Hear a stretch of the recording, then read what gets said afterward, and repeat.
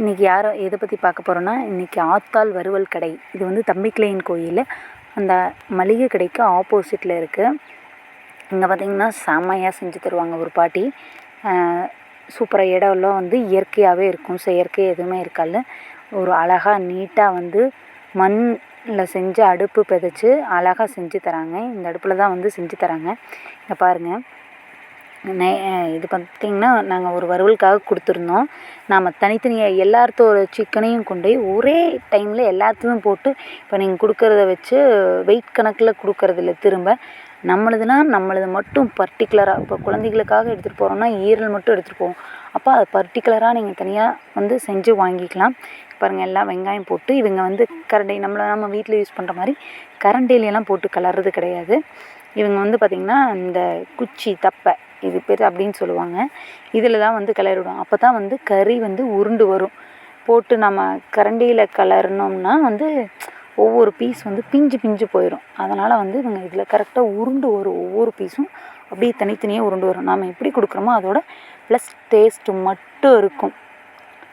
பொருள் உங்களுதாக இருந்தாலும் சுவை அவங்க கரெக்டாக, பொருள் உங்களுதாக இருந்தாலும் சுவை வந்து எங்களோட பொறுப்பு அப்படிங்கிற மாதிரி நாங்கள் செஞ்சு தந்துடுவாங்க. பாருங்கள், செமையாக வந்து இந்த பாட்டி தான் செஞ்சு தராங்க.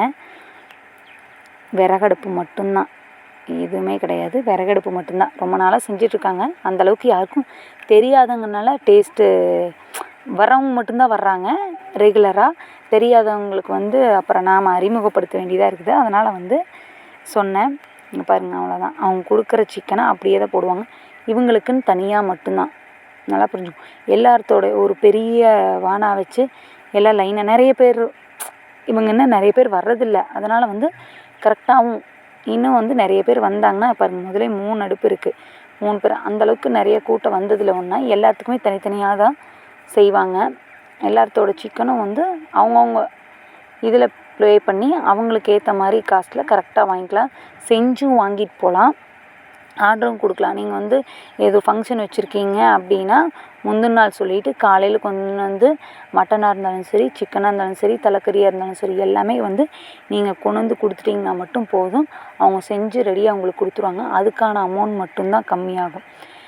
மற்றபடி நீங்கள் சாப்பாடு கூட வீட்லேயே வச்சுக்கலாம். அந்த மாதிரியெல்லாம் வந்து பண்ணி தருவாங்க. ப்ராய்லருக்கு இவ்வளோ, ஏன்னா ப்ராய்லர் வந்து சீக்கிரம் வந்துரும்பாங்க.